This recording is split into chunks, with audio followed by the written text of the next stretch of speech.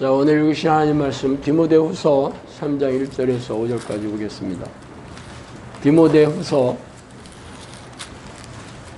3장 1절에서 5절까지.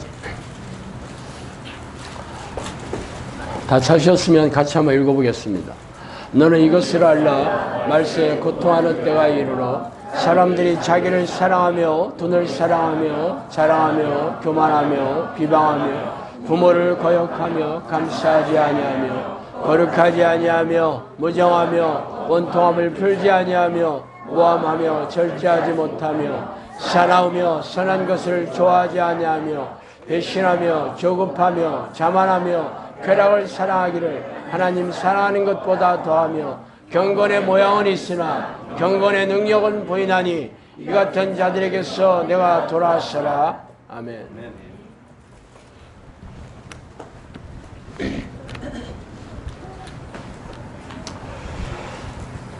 자, 오늘은 성령께서 말씀하시는 말세의 징조에 대해서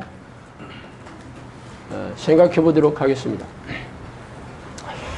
예전에 종말론자들은 죄다 귀신의 속임수에 빠져 있다고 말씀드렸던 제가 이 종말의 징조에 대한 주제로 설교를 하려니까 좀 머쓱해지는 것도 사실입니다. 사실 종말론을 말하는 것이 다 비성경적인 것은 아니죠. 예수님께서도 종말의 징조에 대해서 여러 차례 말씀하셨고 사도들도 자신이 살아있을 때 종말이 올 거라는 믿음을 갖고 있었던 것도 사실입니다. 그러나 예수님이 승천하시고 벌써 2000년이 지났는데도 아직 종말이 실행되고 있지 않죠. 그래서 세상 사람들은 성경이 거짓말이라고 손가락질을 하고 있죠. 교회 안에서도 오랫동안 종말이 실현되지 않으므로 종말 신앙이 점점 퇴색되고 있고 거꾸로 베리치빈이 전쟁의 선포니 오늘은 산으로 올라가거나 혹은 도피처를 찾아야 간다는 이런 얘기를 하는 종말론자들이 활개를 치고 있습니다. 이들이 임박한 종말을 말하는 것이 비성경적이 아니라 불안과 두려움을 증폭시키며 종말의 징조를 아는 데 몰두하기 때문에 비성경인 거죠. 종말의 징조를 안다고 천국에 들어가겠어요?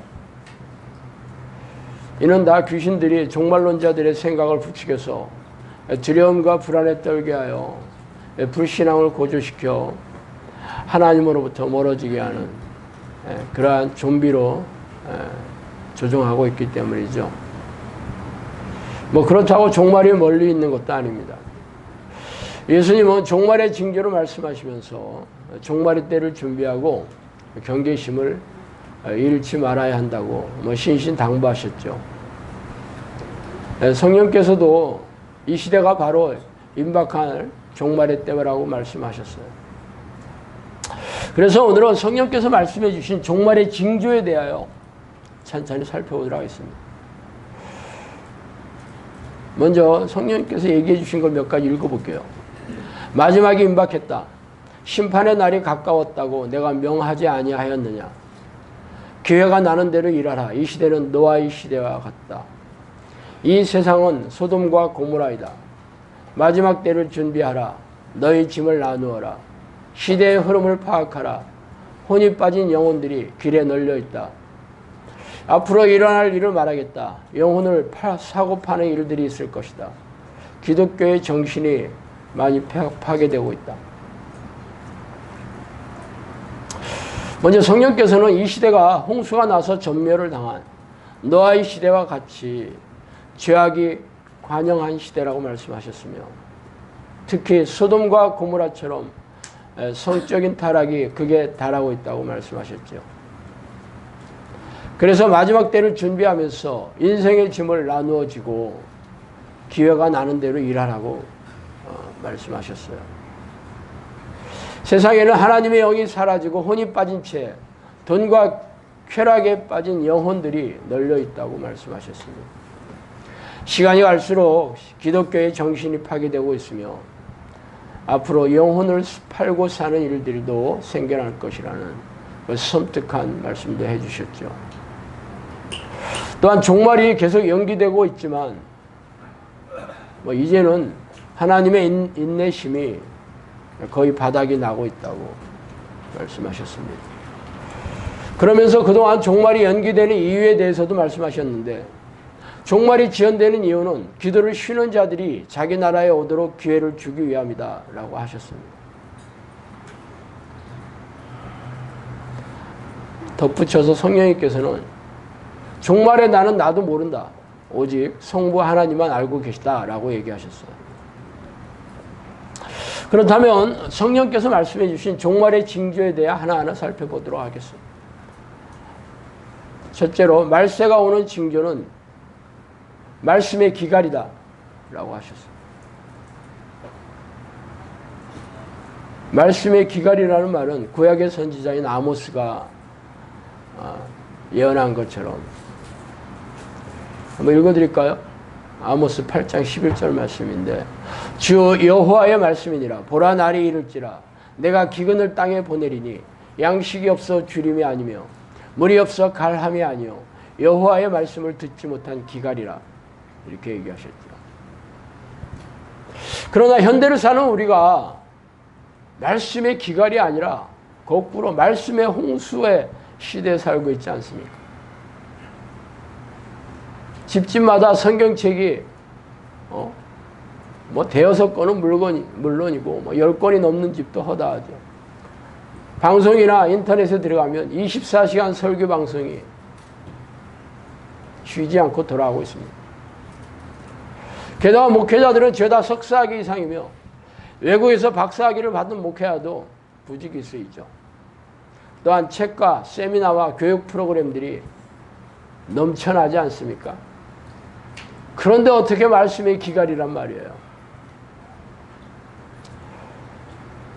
대부분의 교회에서 행해지는 설교는 성령께서 조명하셔서 가슴에서 깨달은 말씀이 아니라 신학자들이 성경을 자의적으로 해석하고 비틀어버린 그런 교리에 짜맞춘 설교로서 상식적이고 이성적이고 합리적이며 성경 지식을 자랑하는 현학적이고 감정을 터치하는 얕은 기교와 코미디 같은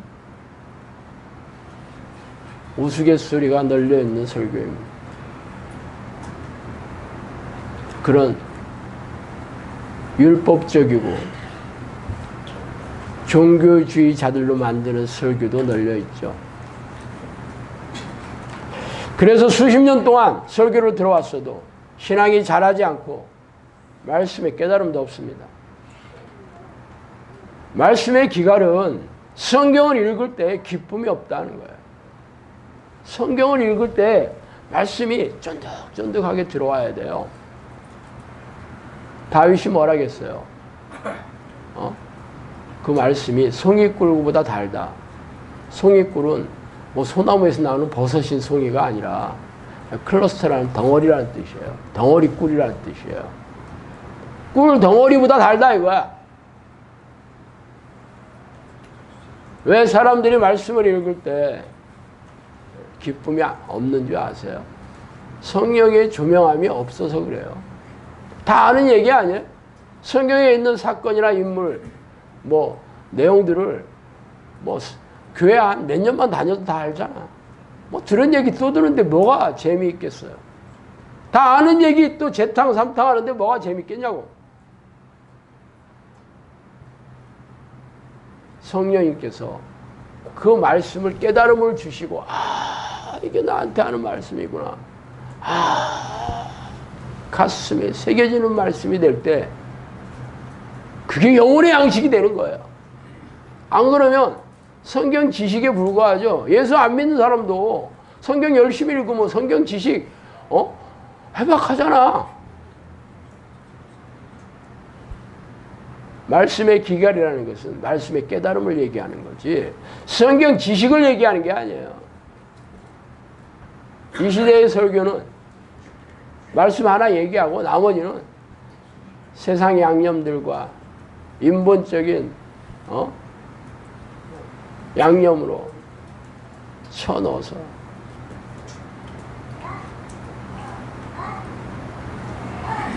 능력이 나타나지도 않고 기쁨도 없는 귀를 간지리는 그러한 설교에 불과해요. 그래서 수십 년 동안 그 설교를 듣고 매일 극동방송 24시간 들어도 인터넷 방송 뭐 유명하다는 강사 얘기들 하루 종일 들어도 그때뿐이에요. 양식이 없어 죽는 거예요. 성경 지식이 없어 죽는 게 아니에요. 성령님께서는 첫 번째로 이 시대가 종말의 시대가 바로 말씀의 기갈이다 그랬다. 그래서 사람들이 성경을 안 읽잖아. 재미가 없으니까. 성경 읽기 싫어. 그러지 않았어요? 지금도 하루에 30분 이상 성경을 안 읽는다면 여러분은 아직도 말씀의 기갈이죠. 말씀이 없어. 영혼이 양식이 없어서 굶어 죽고 있는 거예요. 잘 생각해 보셔요. 말씀을 읽을 때 기쁨이 있는지 평안이 있는지 쫀득쫀득하게 나한테 와서 가슴에 새겨지는지 보셔요. 없으면 여러분 하나님하고 상관없는 사람이에요. 두 번째로 종말이 가까울수록 사람들의 마음이 험악해진다라고 얘기했어요. 오늘 읽은 디모데후서의 말씀을 한번 보세요. 한번. 죄다 사람이 어떻게 된대? 사나워지죠. 흉폭해진다라고 얘기하지 않아요? 그 얘기를 하셨어요. 종말이 가까울수록 사람들의 마음은 사랑과 자비와 인내와 절제가 사라지고 점점 자기밖에 모르며 자기 중심적이고 교만하고 고집이 세게 돼. 또 사납고 폭력적이며 툭하면 분노를 터뜨리고 싸움을 하고 분열을 일삼죠. 그래서 가정마다 죄다 이혼하고 회사들끼리 서로 싸우고 노조들이 아주 피 터지게 싸우고 반정부주의자들이 데모하기 일쑤죠. 이에 대해 성령께서는 마지막 때는 악한 영이 더욱 거세지고 폭력적인 기회만 노리고 있을 뿐 언제든지 고통 가운데 몰아넣을 수 있는 능력을 소유하고 있음을 알고 시험에 빠지지 않도록 기도에 힘쓰라고 얘기하셨어요. 마지막 때가 될수록 귀신들도 자기의 때가 얼마 남지 않은 걸 알기 때문에 한 사람이라도 더 지옥 자식 만들려고 길길이 뛰고 있어요. 지금 예전하고 틀려. 지금이 귀신들이 옛날보다 몇 배 더 험악해지고 더 흉폭해지고 있어요. 얼마 남지 않았거든요. 자기 잘 알아요. 정신 바짝 차리셔야 돼요. 그래서 이 시대는 끔찍하고 잔혹한 범죄가 난무하며 살인을 하고도 전혀 양심의 가책을 느끼지 못하는 사이코패스들이 넘쳐나고 있죠. 제가 전에 칼럼에 쓴 대로 인천의 모 초등학생을 아주 살해해서 장기를 꺼내서 친구한테 갖다 준 그 소녀가 이 범죄 심리학자인 모 대학 교수가 지금 뭐가 가장 아쉽냐 그러니까 그때가 아마 벚꽃 피는 시절은 5월 초였나 봐. 자기가 벚꽃을 보지 못해서 너무 아쉽다 그러더라고요. 사이코패스가 그래요. 옛날에 양들의 침묵 그 영화에 안소니 홉키스가 잘 연기했죠. 뚱뚱한 사람들을 죽이는 취미가 있는 사이코패스가 있었는데 집에다가 살을 전부 벗겨내가지고 지방을 제거한 뒤에 다시 꿰매고 있어요. 즐거운 마음으로. 사이코패스는 양심의 가책이나 죄책감을 전혀 느끼지 않는 사람들이에요. 살인을 하고 즐기고 있죠. 그게 악마를 보았다.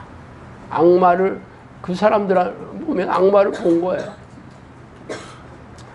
이 시대는 얼마나 많은 흉악한 범죄들이 일어나고 있습니까? 예전하고 비교할 수가 없어요. 그러므로 악한 영이 이 지배하는 좀비들의 정체를 알아내고 경계하고 조심하여서 불행에 빠져 고통받지 않도록 여러분 정신 바짝 차리셔야 돼요. 사나운 사람들은 죄다 교만합니다. 교만한 사람들 여러분 조심해야 돼요. 교만한 사람들이 대부분 부자이고 높이된 사람들이고 권력 있고 나한테 영향력을 미치는 사람들이 대부분 교만하지. 거지가 교만한 거 봤어요?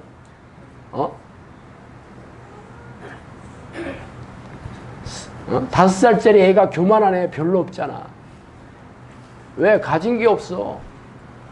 부자가 되면 거의 교만하죠.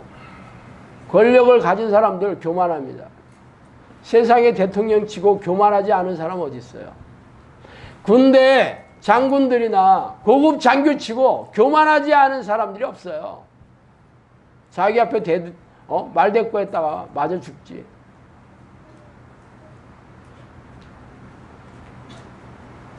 교만한 사람들이 여러분 가족 중에 많잖아. 부모들. 부모 중에 교만한 부모 있잖아요. 조심하셔야 돼요. 남편, 교만한 남편 많죠? 교만한 아내도 있어. 도망갈 수가 없잖아. 어떻게 해야 돼? 여러분이 기도의 내공을 쌓아서 가족을 만져주셔야 돼요. 안 그러면 지옥이야 가정이. 왜? 교만한 사람은 귀신이 지배하는 사람이에요. 교만한 사람의 특징은 고집이 세고 자기 중심적이고 난폭하고 사람 엄청 피곤하게 만들죠. 자녀가 교만하다. 사춘기 때부터 교만하기 시작해요. 반항적이죠. 말 안 들어. 교만한 사람의 특징은 순종하지 않는 거예요. 애들 말 안 듣잖아요. 귀신하고 같이 사는 거야. 어떻게 하셔야 돼? 내쫓든가 아니면 죽도록 매질을 하더라도 기도 훈련 시켜야 돼요. 아니면 같이 살면 안 돼. 인생 극장 열리는 거예요.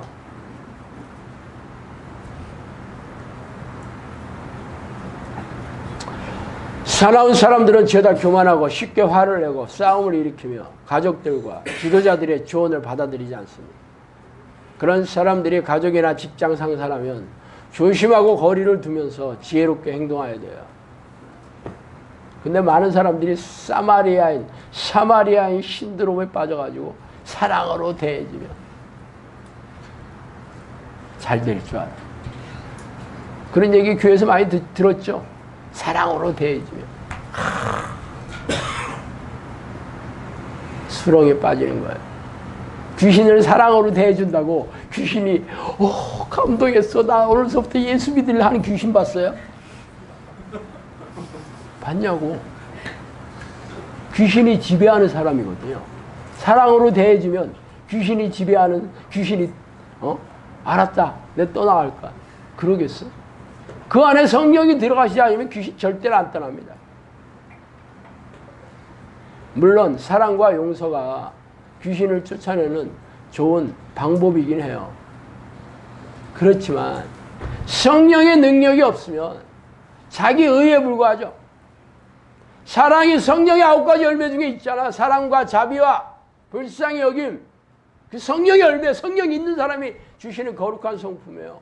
근데 그게 없이 자기 의, 내가 이렇게 사랑해줬으니까 뭔가 뭔가 잘 되겠지. 가증하죠. 위선. 그래서 아무 일도 안 일어나요. 귀신들은 잘 알죠. 그런 사람 이용하죠.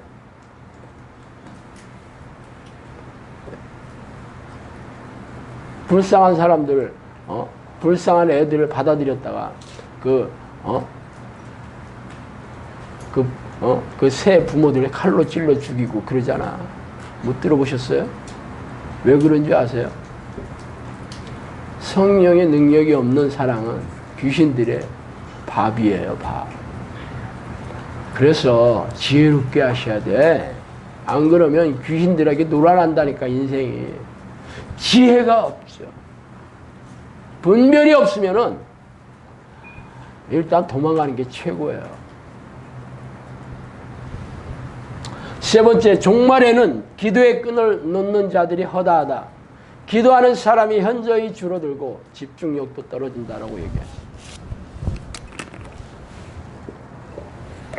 종말의 징조는 기도하는 사람이 현저하게 줄어든다는 거예요. 왜냐하면 악한 영들이 자기의 때가 얼마 남지 않았다는 것을 잘 알고 혈안이 되어 길길이 날뛰고 있죠. 그래서 교인들, 특히 목회자들의 머리를 타고 앉아 조종하고 있죠. 목회자들을 조종하는 귀신들은 일반 하급 귀신이 아니라 고급 영들이에요. 성령께서는 마귀라고 얘기했어요. 지도자급 귀신을 따로 쓴다 그러시더라고요. 다 미혹하는 귀신들이죠. 지식으로 미혹하고, 신학, 교리로 미혹하고, 성경 말씀으로 미혹하고, 은사로 미혹하고, 돈으로 미혹하고, 명예로 미혹하고, 성적인 범죄로 미혹하고, 엄청 많죠. 안 넘어갈 수가 없어요. 안 넘어가는 목사는 희귀동물이요. 천연기념물. 저도 예외는 아닙니다. 날마다 저도 피 터지게 싸우고 있어요. 지금 우리네 교회에서 기도하는 모습을 보세요. 기도하는 사람들이 점점 사라지고 있고, 소수의 기도자들마저 하나님과 깊고 친밀하게 사귀는 기도가 아니라 자신들의 탐욕을 채우고 삶의 문제를 해결하기 위한 도구로 기도하고 있을 뿐이에요. 왜 기도하는 사람이 줄어드는지 아세요? 하나님이 기뻐하는 기도를 하지 않기 때문에 응답이 없어. 문제가 해결이 안 돼. 그러니까 기도 백날에 아무 일이 안 일어나잖아. 그럼 관두는 거지. 안 간두는 사람 누군지 아세요? 목사들 안 간두. 왜? 기도하러 나오라고 새벽 기도 해놓고 지가 안 나오면 되겠어? 장로들 눈치 봐야 되잖아. 교인들한테 교회 모범을 보여야 되니까. 새벽 기도 빠졌다가 장로 어렵겠지. 잠 안 오는 노인네들도 아침 새벽에 할 일이 없으니까 그런 사람들 많지. 그리고 내가 새벽 기도를 몇십 년을 했는데 그러고 있잖아. 자기의. 결국 이런 사람 빼놓고는 기도하러 안 와. 그래서 새벽 기도에 나오라고 노래를 불러도 안 나오니까 나중에 뭐 만들었어? 특세 만들었죠. 특별 새벽 기도에. 자, 1년 동안 안 나와도 일주일 동안 쌈박하게 나오면 면죄부 줄게. 그게 특세예요. 우리나라 교회가 이러고 있죠, 지금. 그런 사람들 기도하러 나오면 뭐 하겠어? 하나님 앞에 가증스러울 뿐이지.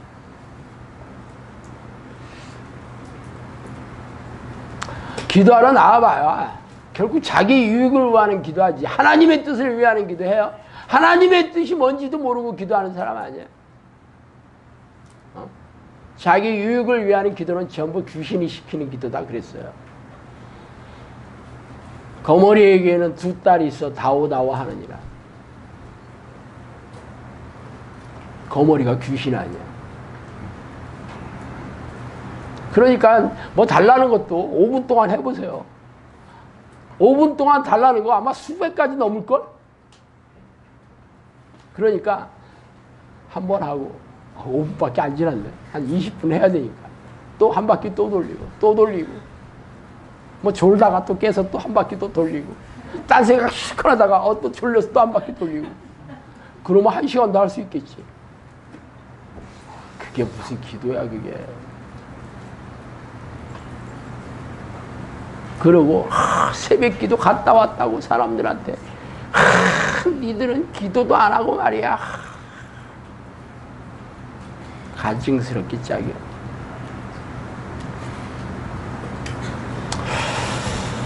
이렇게 우리네 기도의 실태를 보면 종말이 초입기에 들어갔다는 것을 어렵지 않게 알 수 있습니다.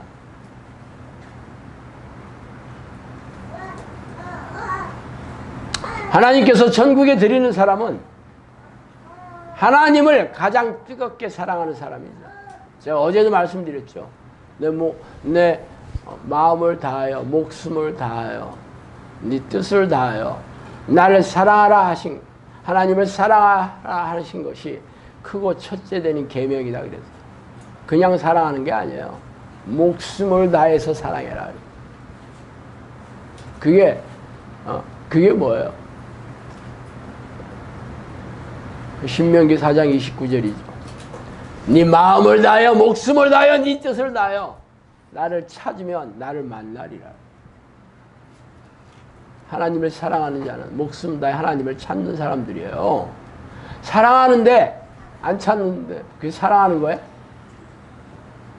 사랑하는 척하는 거죠. 위선.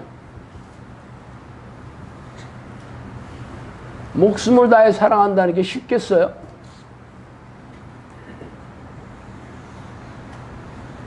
목숨 바쳐야 되는 거예요. 그런 사람이 세상에 몇이나 되겠어. 그러니까 그런 거 할 생각도 없어. 아, 내가 주일성수 했잖아. 11절 했잖아. 새벽기도 나왔잖아. 이 정도면 대단하지 않아? 자기 만족, 자기의. 그게 하나님을 사랑하는 거야. 하나님을 사랑하는 자는 계명을 지키는 자다. 하나님의 뜻에 대해 관심이 없는 자들이 어떻게 하나님을 사랑하는 자예요. 어쨌든 마음을 다하여 목숨을 다하여 뜻을 다하여 하나님을 찾지 않는 사람들이 교회에 찾는 사람들을 교회에 찾아볼 수가 없어요. 그래서 기도하는 사람이 현저히 줄어들어요. 옛날에 60, 70년대, 80년대만 하더라도 교회가 기도하는 사람들로 차고 넘쳤어요. 왜 그런지 아세요? 먹고 살기 힘들었으니까. 한국 전쟁 끝나고 나서 일거리가 없고 일할 데가 없어. 그래서 자식은 많이 낳았지. 그래서 교회마다 눈물로 기도했어요. 하나님 불쌍히 여겨달라고. 그때 자식들 몇 명씩 난 평균 5명, 6명. 먹고 살기 어려웠겠죠. 그러니 얼마나 눈물로 기도했겠어요. 그 사람들이 지금도 많이 살아계시잖아. 나이 70, 80 넘어서. 내가 여러 명 만나봤어요. 기도 안 해. 그래서 물어봤어. 왜 기도 안 하냐 했더니 글쎄 뭐 애들도 다 크고 이제 뭐 다 잘 먹고 잘 사는데 기도할 게 없대. 그래서 기도 안 한다. 그렇게 얘기하더라고.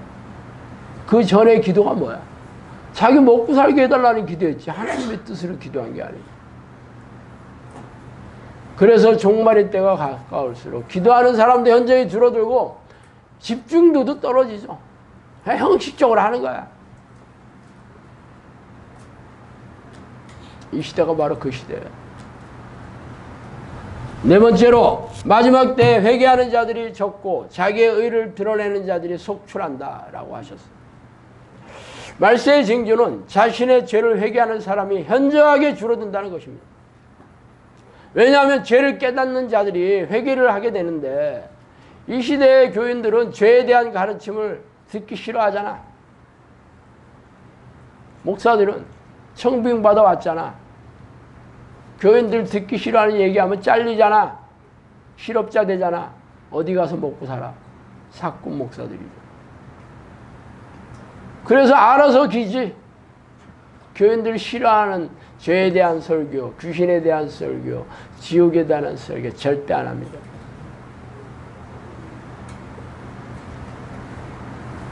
또한 1분짜리 연결기도를 하면 구원을 기정사실로 하고 있는데 굳이 죄를 들춰낼 필요가 뭐 있어? 그죠? 그러나 하나님은 죄를 싫어하시며 죄인을 가까이 하실 수 없는 분이죠. 그래서 자신의 독생자인 예수 그리스도를 이 땅에 보내주셔서 우리의 죄를 대신하여 십자가에서 보혈을 흘려주심으로 죄가 용서함을 받아 하나님과 화목하게 되는 길이 열렸죠. 할렐루야. 그러나 사람들은 영적 기도에 아멘 하면, 그리고 예수님을 구세주로 믿는다고 하면 과거의 죄와 현재의 죄와 미래의 죄까지 용서함을 받았다는 귀신의 소리를 듣고 더 이상 죄에 대해 염려하거나 불안해하지 않습니다. 마음이 무디어졌죠. 양심에 화인 맞았죠. 그래서 날마다 죄를 밥 먹듯이 쌓아두면서도 회개하지 않고, 그러면서 자기들은 천국에 간대. 그걸 의심하면 안 된대. 그게 무슨 믿음이야. 그런 게 세뇌당한 거지. 자기 아미시, 자기 확신, 그게 무슨 믿음이에요. 그게 그렇게 가르치고 그렇게 배우고 그런 게 좋으니까 다른 얘기하는 사람은 전부 이단이야. 예수님도 그런 얘기를 한 건 성경책에서 지워버리고 싶어, 파내어버리고 싶을 거야 아마.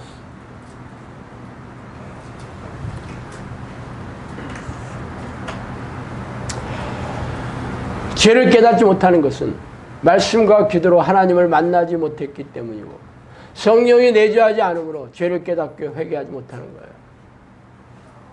생각난다고 회개하는 게 아니에요. 마음을 다해서 전심으로 회개해야죠. 전심으로 회개하는 사람들은 죄와 싸우는 사람들이에요. 왜?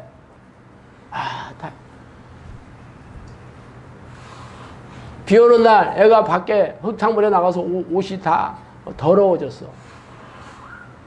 들어오면 어머니가 막 뭐라 하면서 옷 갈아입히죠. 그런데 또 나가서 또 흙탕물에서 또 흙투성이가 내 들어왔어. 이제 맞지? 그리고 또 갈아입히지? 또 나가서 세 번째 그랬다. 얘 집에 못 들어오지 이제. 죄와 싸워야 되는 거 아니야. 이제는 그만해야 되는 거 아니야. 그런데 회개했으니까 나 용서 받았어. 또 죄짓고. 회개하면 되지 뭐. 가증스럽죠. 위선자. 하나님의 말씀을 경멸하는 자. 하나님의 뜻을 멸시하는 자예요. 이런 자들이 어떻게 천국 가겠냐고. 여기도 계시잖아요. 여기도. 귀신의 소리를 그만 들으라고 해도 말을 안 들어. 염려하고 걱정하고 두려워하고 불안해하고 의심하고 절망하고 좌절하는 거, 그 소리 그만 들으라고 해도 안 싸워. 지옥 갈 겁니다. 여기 계셨어도 지옥 갈 거예요. 여기 뭐 있다고 왜 천국 가나?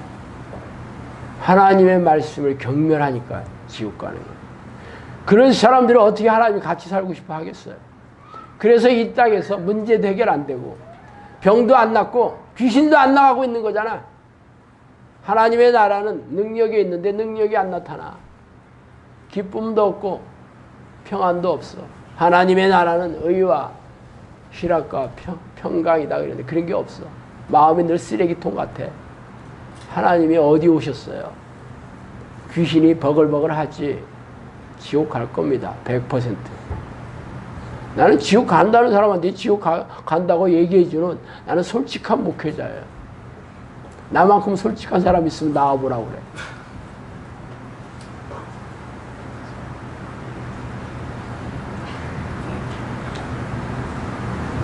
제 얘기 듣기 싫으면 여기 안 오시면 되고, 여기 오신다고 해결될 일도 아니에요. 뭐 저한테 눈도장 찍는다고 천국 가겠어요? 저도 천국 가기 어렵거든요. 저도 예수 그리스도의 보혈의 능력을 잊어먹으면 저도 지옥 가요. 저는 그냥 여러분에게 하나님의 말씀을 가르칠 뿐이고, 성령님께서 시켰으니까 하는 거지. 제가 잘나서 이 자리에 앉아 있는 거 아니에요. 내려오라고 하면 당장 내려갈 거예요. 걱정하지 마세요. 뭐 여기 천년만년 앉아있을 것 같아. 나도 다른 사람 싫어하는 얘기 하기 싫어요. 뭐 돌직구 던지는 거 재밌는 일일 것 같아요. 나도 마음 아파요. 너는 잘났냐 신목사. 그래 너는 너 그 자격이 있냐. 그런 생각 저 안 들겠어요. 종이니까 하는 거라니까. 시키니까 하는 거예요. 안 시키면 절대 안 합니다.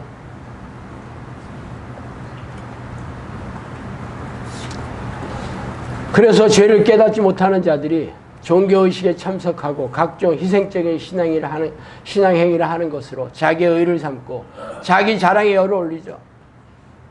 그래서 교회에서 자신의 희생적인 신앙행위를 알아주지 않으면 시험에 들고 목회자와 교인들을 비난하고 싸우고 결국 다른 데로 옮겨가죠. 옮겨가면서 뭐라 하는 줄 알아? 그동안 내놓은 11조 다 내놔. 우리 집사님이 캐나다에서 그랬다고 나한테 얘기해 줬어요. 우스갯소리가 아니에요. 다섯 번째, 마지막 때에는 귀신을 잡는 자도 많지 않고 귀신을 따르는 자들이 많다. 귀신들은 영이기 때문에 눈으로 보이지 않고 귀로 들리지 않으며 과학적으로 실체가 증명되지 않은 존재들이에요. 그래서 세상 사람들은 귀신을 미신이거나 아니면 영화나 무슨 TV 드라마에 나오는 무슨 캐릭터인 줄 알아. 그러나 성경에 수도 없이 나오는 귀신을 믿어야 하는 크리스천들은 귀신의 존재가 확실한데도 불구하고 귀신이 무서워서 그런 얘기를 하는 것조차 싫어하고, 목사들은 거룩한 교회에 귀신들이 어떻게 들어오고 빛인 자녀들에게 어떻게 들어가느냐고 그럴듯하죠. 그러면서 도망치기죠. 무서우니까. 그래서 이 시대는 귀신을 쫓아내는 사람들이 극소수예요. 성령님이 저한테 그랬어요. 귀신을 쫓는 자가 세상에 몇이나 되냐 저한테 그랬어요. 반대로 귀신을 따르는 자들이 기하급수적으로 늘어나고 있습니다. 예수님이 오신 목적이 뭐예요? 마귀를 멸하러 오셨다고 하지 않았습니까? 그래서 예수님 자신과 제자들은 사역의 중심이 귀신을 쫓아내고 귀신들이 일으킨 고질병을 치유하는 것이었지 않았어요? 그러나 자신들이 나 예수 그리스도의 제자라고 자처하는 목사들과 교인들은 예수님의 사역을 따라할 생각이 전혀 없습니다. 그래서 귀신들의 공격을 받아 기쁨과 평안이 사라지고 냉랭하고 건조한 영혼과 무능하고 무기력한 믿음으로 고단하고 팍팍하게 살아가고 있죠. 귀신들의 공격으로 교인들조차도 정신질환자와 고질병자들이 허다하고 미움과 시기와 질투와 교만으로 가득 차서 서로 피 터지게 싸우고 분열을 일삼고 귀신들이 일으킨 각종 사건 사고로 불행하고 고통스럽게 살아가고 있습니다. 성령께서는 저에게 교회 안에 귀신들이 운집하고 있으며 대부분의 목회자의 머리를 타고 앉아 자신들의 생각을 넣어줘 조종하고 있으며 거의 대부분의 교인들이 미혹의 영에 지배받고 있다고 얘기하셨어요. 마지막 때의 모습이 현재 우리네 교회의 모습하고 똑같아요. 그래서 오늘이라도 예수님이 재림하시고 종말의 날이 온다고 해도 전혀 이상하지 않습니다. 여섯 번째, 말세에는 양들이 흩어질 것이라고 말씀하셨어요. 여섯 번째, 종말의 징조로서 말세가 가까우면 무능하고 무기력한 교회가 무너지며 양들이 양무리에서 흩어질 것이라고 말씀하셨는데, 사실 늑대들은 주로 양무리에 흩어져서 울고 있는 양들을 사냥하죠. 여러분 동물의 왕국 보세요.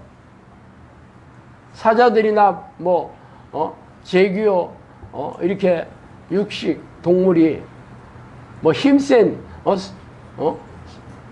숫소, 뭐 버팔로 이런 거 사냥하지 절대 안 합니다.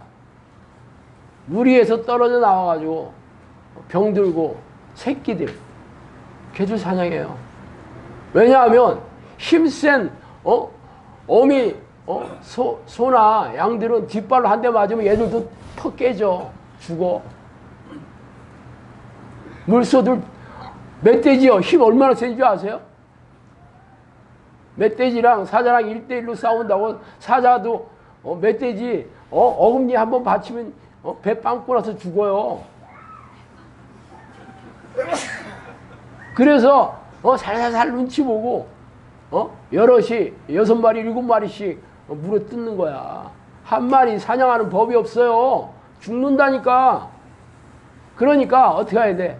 병드는 거, 약한 거. 아니면 무리에서 떨어져 나온 거. 얘 한 마리 아주 여러 마리가 뭐 한 마리 사냥하는 게 일도 아니지. 아무리 사자라도 상처 나면요 폐혈증 걸리면 죽어. 사자 아니라 호랑이라도 병들으면 죽어요.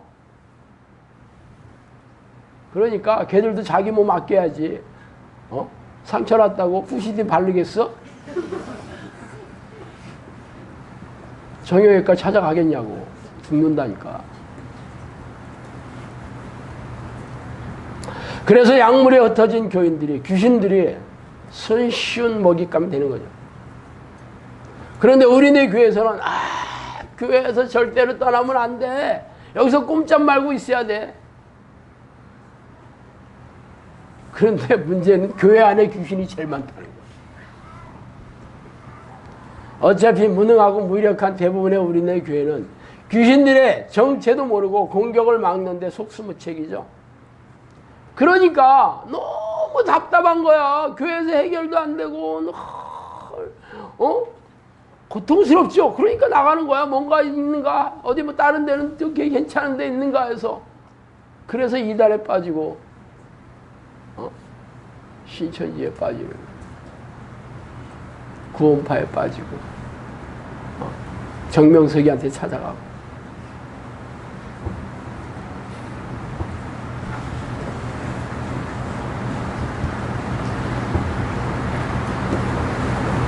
수많은 양들이 흩어질 겁니다. 성령님께서 그랬어요. 말세가 되면 교회가 무너지고 양들이 흩어질 것이다 그랬어요.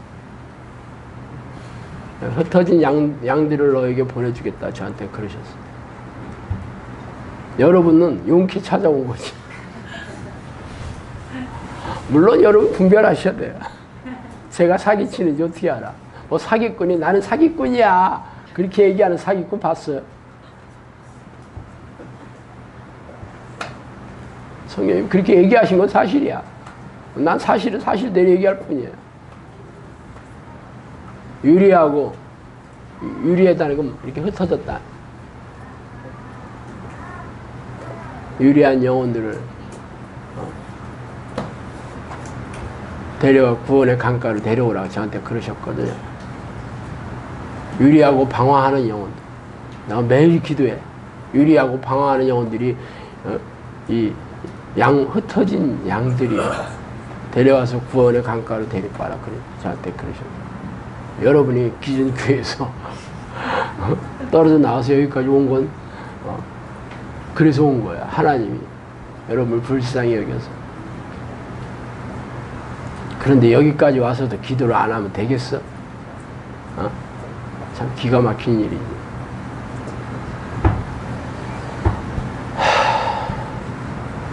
어쨌든 시간이 갈수록 이단들이 아주 번창할 겁니다.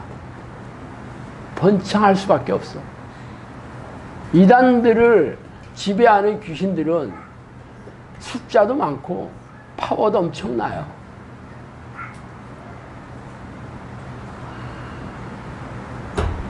군대 귀신을 끌고 다닌다고 성경이 그러시더라고.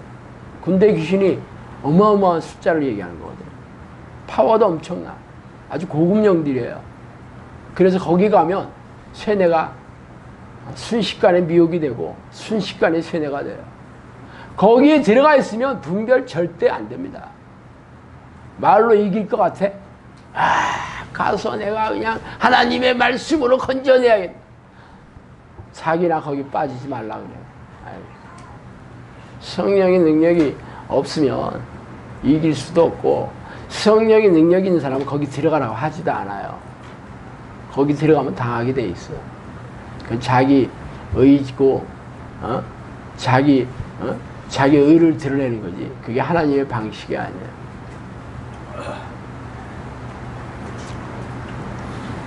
성령께서는 저에게 앞으로 말세가 가까울수록 교회가 많이 무너지고 양떼가 많이 흩어질 것이라고 했어요. 슬프고 마음 아픈 일이지만 어쩔 수 없는 일이죠. 그 양들이 분별력이 없기 때문에 당하는 거야. 기존 교회에 앉아 있어도 당하고 나가서도 당하고 갈 데가 없어. 참 답답한 일입니다. 왜 하나님이 그 양들을 내버려 두시는 줄 아세요? 왜 그러냐면 말씀과 기도로 하나님을 찾아오지 않기 때문에 그래요. 찾아와야 분별력도 없고, 하나님이 인도하심도 없고, 그래야 천국으로 들어가는 길도 아는데 하나님을 안 찾아와. 그리고 괴로워서 울고만 있어요. 답답해하고만 있어. 하나님은 공의의 하나님입니다. 하나님이 성경에 말씀하시는 원칙대로 안 하면 저를 어두움에 내버려 두사예요. 내버려둬요. 제가 얘기하잖아요. 지옥에 가는 자들은 내 이름도 모른다. 이름 숫자만 안다. 그렇게 얘기하셨다니까. 관심 없다는 거 아니에요. 이름 모른다는 건 관심이 없어요. 내가 너를 도무지 모르겠다. 계속 하시잖아. 열천의 비에게 다섯천에게 그러잖아. 기름이 없는 다체. 내가 너를 모르겠다 그러잖아. 또 어떤 제자들은 내가 귀신을 쫓아내며 이적을 행하며 그렇게 안 했냐 그러니까 내가 너를 도무지 모르겠다. 이 불법을 행하는 자들아 내게서 떠나라 그러죠. 모르겠다라고 끝나지 않아. 불법을 행하는 자들아. 불법을 행하는 자는 누구예요? 죄를 짓는 자마다 불법을 행하는 자들이라 그랬어요. 그게 다 어둠의 자식들이고 귀신의 포로예요. 정신 바짝 차려야죠. 그러므로 힘없고 분별력이 없는 양들은 교회 내에서도 귀신들에게 잡혀먹고 교회 바깥에 나가서도 속수무책으로 사냥당하게 될 것입니다. 이 6가지 현상이 성령님께서 저에게 말씀해 주신 종말의 징조입니다. 이런 징조는 2000여 년 전에 초대교회가 빛을 잃어가고 있는 시대에도 생겨났고 지금은 거의 모든 교회와 교인들에게 만연한 현상이라고 해도 과언이 아니죠. 그러므로 오늘 당장 세상에 종말의 날이 올지라도 전혀 이상하지 않다니까. 참 두렵고 떨리는 일입니다. 그러므로 여러분과 여러분의 가족의 영혼을 살리려면 전심으로 죄를 회개하고 하나님을 죽기 살기로 부르는 기도의 습관을 들여야 해요. 시간이 별로 없어요. 제가 처음에 얘기했죠. 성령님께서 뭐라고 하셨나. 임박한 종말. 임박한 종말이라고 하셨어요. 심판의 날이 가까웠다고 내가 명하지 않았느냐. 그렇게 얘기하셨다니까. 마지막 때라고 계속 얘기하셨어요.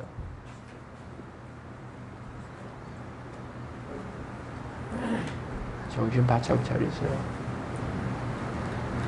기도하시겠습니다.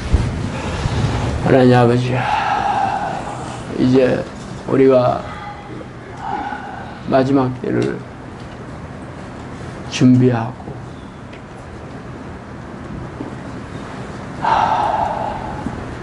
우리가 늘 깨어서 기도하며 늘 하나님의 생각으로 늘 가득 차 있어야 하는데 여전히 우리는 교회에 나와서도 세상의 일로 분주하고 먹고 마시는 것으로 마음을 잃고 있을 때가 많이 있습니다.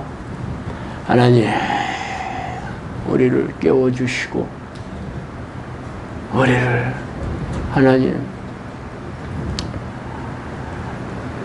잠시라도 하나님을 잊지 않도록 저희들을 하나님 가슴에 새겨주시옵소서. 예수 그리스도 이름으로 기도합니다.